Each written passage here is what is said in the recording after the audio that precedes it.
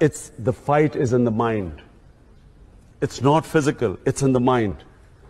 As long as the mind refuses to accept defeat, each setback will give you an opportunity to analyze yourself. Where did I go wrong? It's an opportunity. Remember, crisis is an opportunity to evaluate yourself. Where did I go wrong? Correct that, pick yourself up, you again move on, and you will find that you will get stronger. Each time you pick yourself up, you come back stronger. This is what the human being is. The Almighty made us ashraful makhlukat. We are His greatest creation. But only, as Iqbal said, to become the Shaheen, you have to break the chains. This chain of, the moment you say it's impossible, it's impossible.